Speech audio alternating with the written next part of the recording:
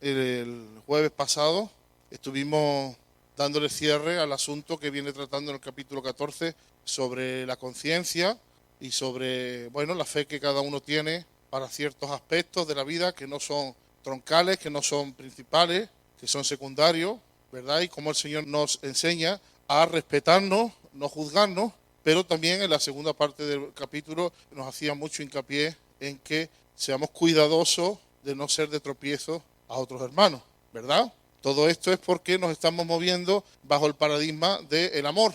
Y en el amor ya no es simplemente una serie de instrucciones o de mandamientos, sino que tenemos completa libertad para hacer todo por el amor de Cristo y a la vez por el amor a Cristo. En un momento dado podríamos tener que restringirnos de todo, pero lo hacemos por amor.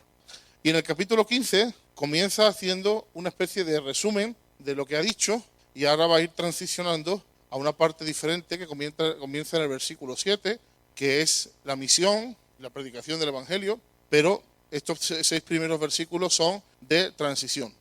Dice así que los que somos fuertes debemos, así que, resumiendo, ¿verdad? Todo lo que hemos dicho antes, los que somos fuertes debemos soportar las flaquezas de los débiles y no agradarnos a nosotros mismos. Cada uno de nosotros agrade a su prójimo en lo que es bueno, para edificación. Porque ni aun Cristo se agradó a sí mismo, antes bien, como está escrito, los vituperios de los que te vituperaban cayeron sobre mí.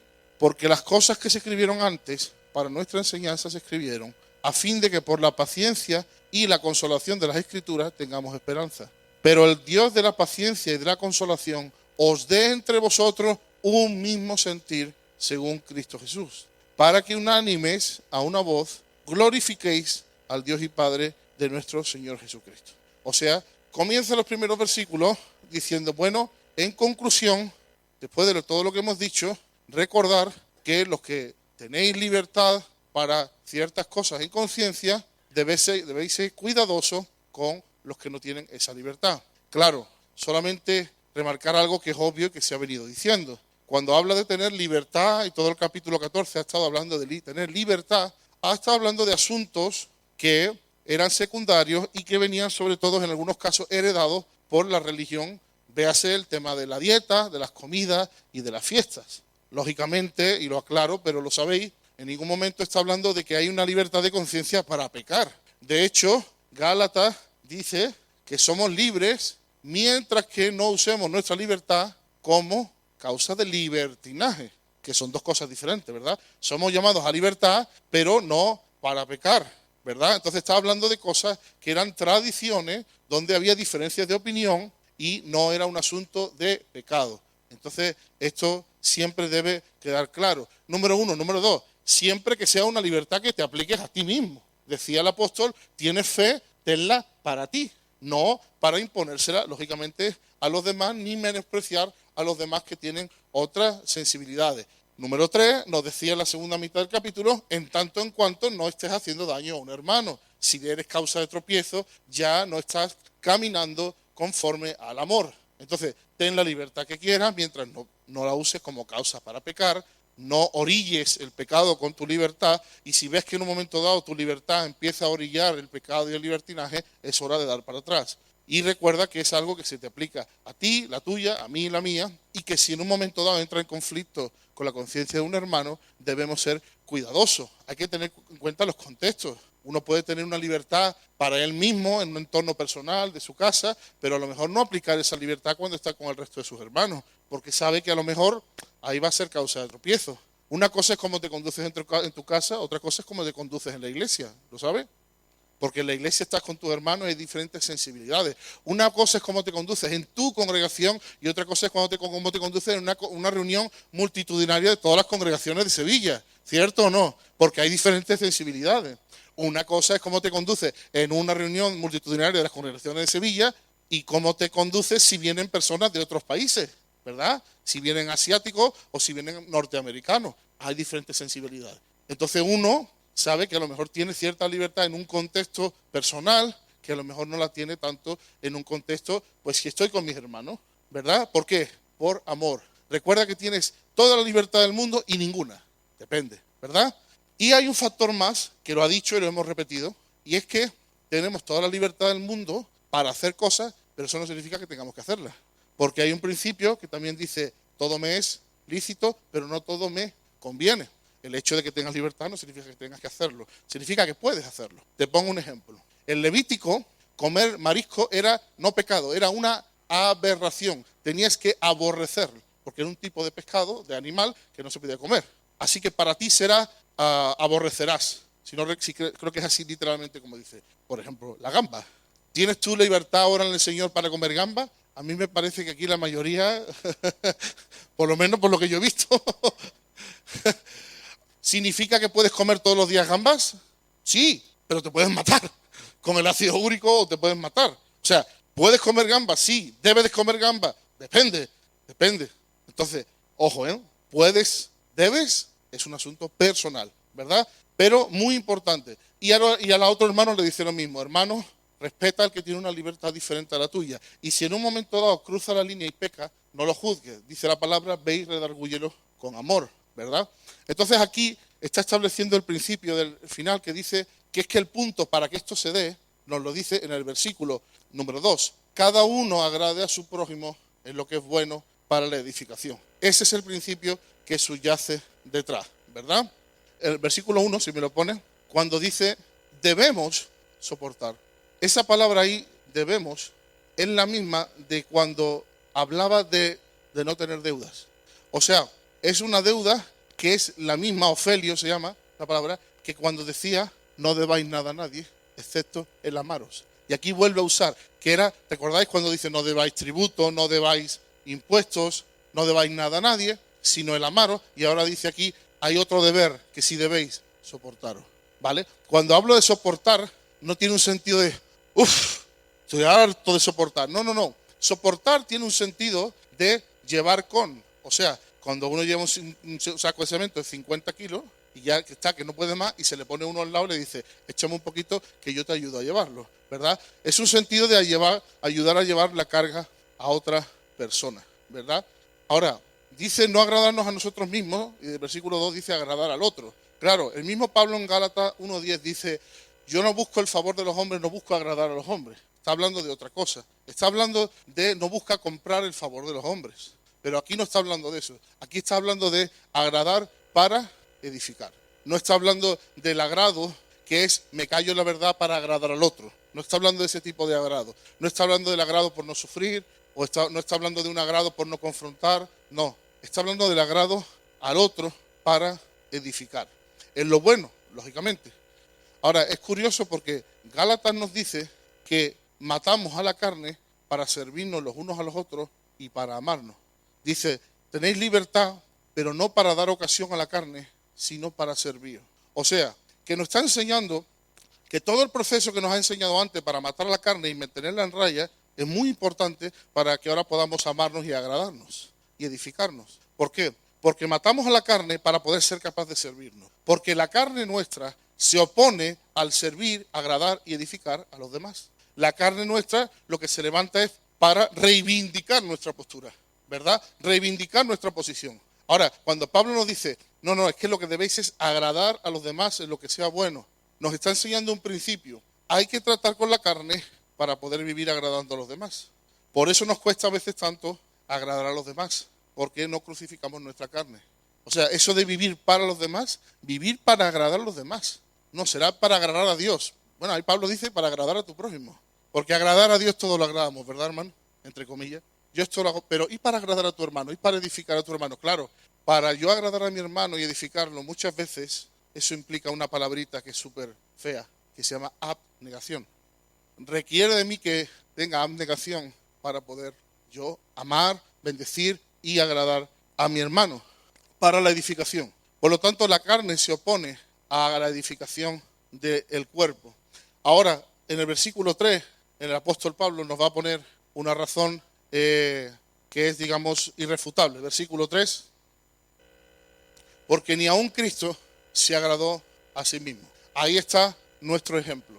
Ahí está nuestro ejemplo. Como Cristo no se agradó a sí mismo, ese es el espíritu que tenemos que tener nosotros. Ojo, porque está conectando el capítulo 14 con el capítulo 15. O sea, el capítulo 14 que nos habla de que tenemos libertad en Jesucristo, de que no estamos bajo la ley y de que Pablo dice, estoy convencido y he venido a estar totalmente seguro que nada es inmundo en sí mismo. O sea, ese capítulo que habla de la libertad, claramente, pero está conectado y no se puede desconectar con el hecho de que el espíritu que debe reinar es el de agradar a mi hermano para su edificación. Porque si no, rápidamente en aras de nuestra libertad nos convertimos en egoístas y en independientes. Entonces, aquí el apóstol Pablo está diciendo, ten toda la libertad, pero recuerda que tu espíritu debe ser como el de Cristo, agradar a tu hermano. No se agradó a sí mismo, agradó al Padre y vino a servir al pueblo. La voluntad rendida.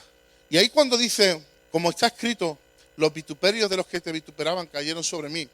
Ahí está haciendo una alusión al Salmo 69, que toma este texto de forma mesiánica, y aquí el apóstol Pablo lo está recuperando. Y McDonald lo explica diciendo, esto significa que Jesús, el Mesías, estaba tan consagrado al honor de Dios, que cuando los hombres lo injuriaban a Dios, él lo tomaba como un insulto personal contra sí mismo. Los vituperios de los que te vituperaran a ti cayeron sobre mí. Yo estaba tan pendiente de agradarte a ti, que cuando la gente te insultaba a ti, yo me lo tomaba como si me lo insultaran a mí. Fijaros el talante de Cristo. Y este es nuestro modelo, su ejemplo de padecimiento y de abnegación. No solo soporté los insultos, sino que soporté el castigo debido a ellos por su conducta viciada y abominable, dice Adam Clark. O sea, no solamente cuando insultaba a la gente a Dios, yo me lo tomaba personal, sino que yo estuve dispuesto a morir por esos que te insultaban. Qué talante el de Jesucristo. Ese es nuestro ejemplo. Ese es nuestro ejemplo. El que dice, si tú menosprecias a mi hermano, me siento como si me estuvieras menospreciando a mí. Si tú insultas a mi hermano, me siento insultado yo. Si tú juzgas a mi hermano, me siento juzgado yo. Si tú menosprecias a mi hermano, porque a lo mejor es más cortado en algunas cosas o más sensible en algunas cosas y lo menosprecias, dice, este es que todavía no le ha amanecido. Me siento dolido yo. ¿Te imaginas si funcionáramos así? Wow, ¿verdad? Qué cambio, ¿verdad?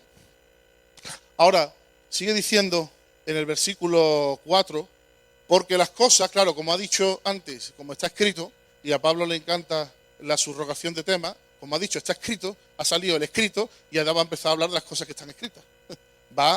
Pero tiene un porqué muy especial, porque luego va a apoyarse en lo que está escrito para la predicación de los gentiles, en el versículo 7. Entonces nos está dando puntadas sin hilo.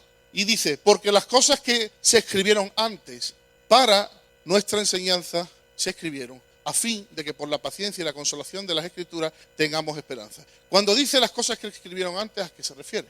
Bueno, para empezar, todos coinciden en que está hablando del Antiguo Testamento, lógicamente. La ley, los salmos y los profetas, ¿vale? También hay muchos autores, como el propio Calvino, que piensa que también ya está hablando de las cartas que ya circulaban en ese momento que se consideraban palabra de Dios, ¿vale? Porque ya había parte del Nuevo Testamento que estaba circulando. Sea como sea, tiene un sentido, porque luego va a citar 4 textos y los 4 están en el Antiguo Testamento, tiene un sentido claro del Antiguo Testamento, de tal manera que el apóstol Pablo no está ninguneando el Antiguo Testamento. Con el Nuevo Pacto no está diciendo que no vale para nada lo que se escribió. De hecho, está diciendo que lo que está escrito fue para nuestra enseñanza.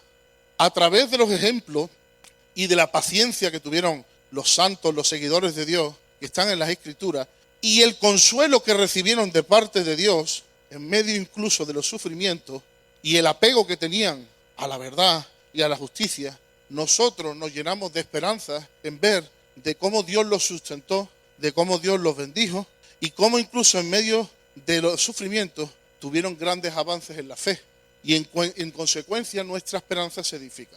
Cuando nosotros leemos las historias de los hombres de Dios del Antiguo Testamento, somos enseñados porque vemos cómo ellos perseveraron en la relación con Dios en medio de las tribulaciones, en medio de sus propias flaquezas, de las cuales también se habla, y el propio Hebreos habla de que Elías era un hombre sujeto a pasiones. La Biblia no nos engaña en que eran hombres y mujeres que tenían dificultades, pero al leer sus historias y al leer el Antiguo Testamento, vemos un Dios que responde, vemos un Dios que da esperanza. Incluso cuando en Hebreos 12 nos hablará, 11 nos hablará en la segunda parte de cómo algunos no alcanzaron las promesas para que no fueran ellos aparte de nosotros, pero las saludaron con la mano. O sea, tenían la esperanza de que esas promesas se iban a cumplir. Entonces, todo lo que está en el Antiguo Testamento, todo lo que el Señor nos ha dejado revelado, tiene un valor muy fuerte para enseñarnos. Ahora, ¿para enseñarnos en qué y cómo? Bueno, hace un énfasis aquí. Dice, a fin de, nos enseña en mil cosas, ¿verdad? Pero nos enseña en guerra espiritual, nos enseña en alabanza, nos enseña a través de las sombras de lo que sería luego la venida de Jesucristo. Mil cosas, el poder de Dios, mil cosas. Pero nos dice algo muy concreto, la paciencia y la consolación de las Escrituras. Cuando nosotros estamos comiendo y bebiendo del Antiguo Testamento, aunque sean historias de un rey por ahí que tuvo uno, que el niño empezó a gobernar con 9 años, que luego vino otro que lo mató el hijo, y algunas historias un poco así como rocambolescas, ¿no? Debemos saber que al estar comiendo de esto, estamos comiendo consolación. ¿Cuántas veces en medio de la prueba y en medio de la dificultad leemos un salmo y nos da un consuelo? Que a lo mejor no nos la da, a lo mejor pues un proverbio, o no nos lo da Génesis capítulo 50, nos lo da un salmo escrito por David. O cuando escuchamos el cantar de los cantares, o cuando viene un proverbio que nos ayuda, ¿verdad? O cuando hay una profecía como la de Jeremías, antes de que naciera mis ojos te vieron, ya te aparté para profeta a las naciones. ¡Wow! Y cuando David dice, mientras se entretejían mis huesos y mis carnes, ya tú me veías, Señor. Entonces, tiene un valor muy fuerte porque aprendemos paciencia. Al ver la vida de los hombres y mujeres de Dios y los tratos de Dios, aprendemos paciencia y consolación para que tengamos esperanza. Pasa al versículo siguiente, por favor, al número 5. Pero el Dios de la paciencia, un momento, me ha dicho que a través de las Escrituras aprendemos paciencia. ¿Por qué? Porque al ver la paciencia de otros, aprendemos paciencia nosotros. Y somos consolados mientras que esperamos. Porque la paciencia puede hacerse un poco pesada, pero para eso es la consolación. Pero dice, el Dios de la paciencia y de la consolación. O sea, el Dios que está detrás de esas Escrituras que nos traen paciencia y consolación, ese mismo Dios os dé entre vosotros, os ministre directamente un mismo sentir según Cristo Jesús. O sea, al estar comiendo y bebiendo de la Escritura que os está dando paciencia y consolación, el mismo Dios que trae paciencia y consolación os va a dar un mismo sentir según Cristo Jesús. A ver, explícamelo, Señor. El Dios que sostuvo es el que quiere hacerte de un mismo sentir con tu hermano, bajo el principio de no agradarse a sí mismo. Él quiere hacernos de un mismo sentir según Cristo Jesús. Según significa bajo o subordinado, de acuerdo con. Vale, entonces el Señor nos quiere dar un sentir, que es el sentir de Cristo. Y quiere que todos nos pongamos de acuerdo con ese mismo sentir. No es tu sentir, no es mi sentir, es el sentir de Cristo. La unidad del cuerpo está en el sentir de Cristo. Porque sentires todos tenemos, ¿verdad? Y además a veces tenemos varios al mismo tiempo y somos cambiantes. Y dice, no, el mismo Dios que es fiel y que fue fiel, os va a dar un mismo sentir. El sentir según Cristo. ¿Cuál ha sido el sentir según Cristo según el versículo 2? El versículo 3, de hecho. No se agradó a sí mismo. Ese es el sentir de Cristo. Y ese es el sentir que Dios quiere darnos. Vuelve al 5, por favor. Un mismo sentir en vosotros de acuerdo con el sentir de Cristo. Que es un sentir de abnegarse y de edificar al otro. De agradar al otro. Ese es el sentir que el Señor quiere traer. El sentir de Cristo. Así siente Cristo.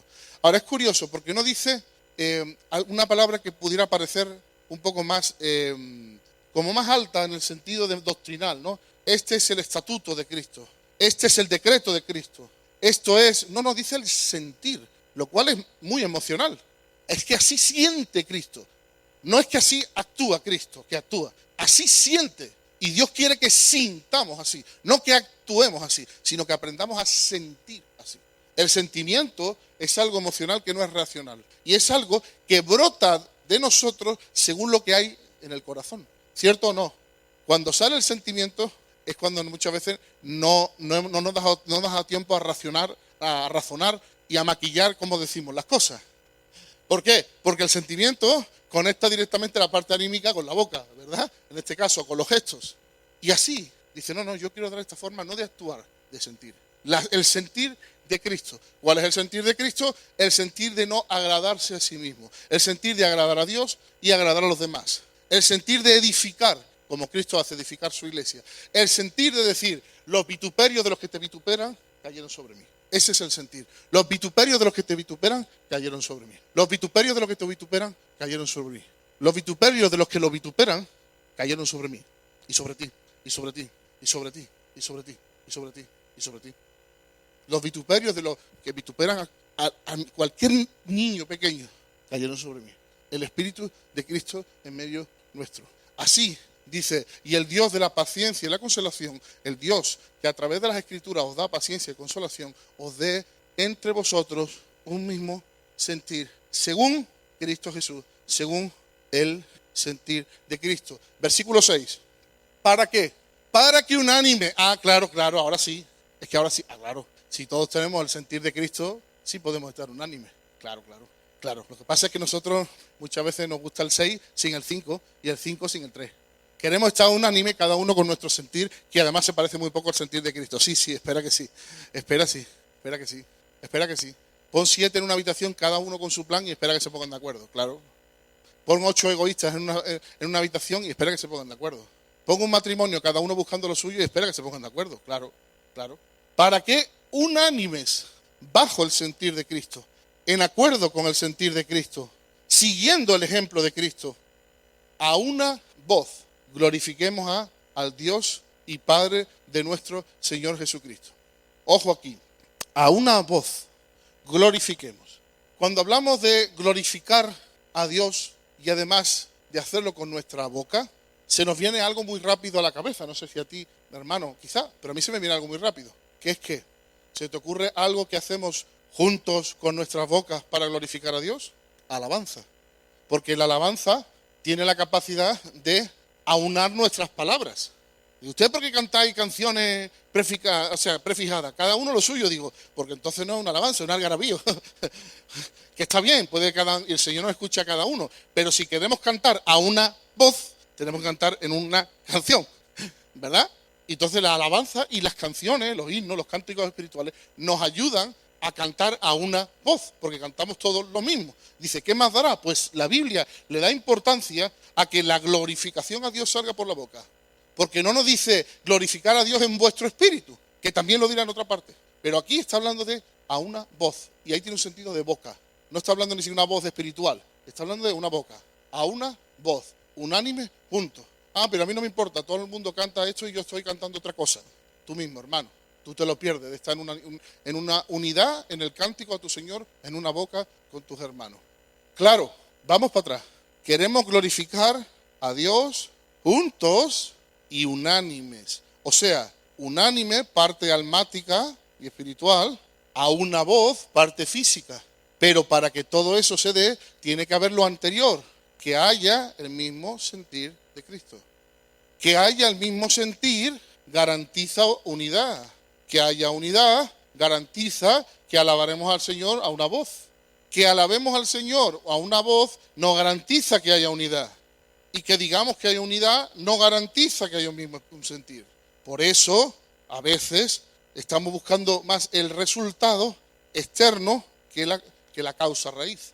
Entonces decimos, vamos a solucionar el problema de falta de unidad. Y hablamos de métodos, de estrategias. Es que hay que quedar más, hay que vernos más, hay que poner la silla en círculo, o en vez de en un templo, digamos, físico, ahí fuera en el parque. Y son cosas que pueden ser rescatables, pero estamos yendo a las ramas, no a la raíz.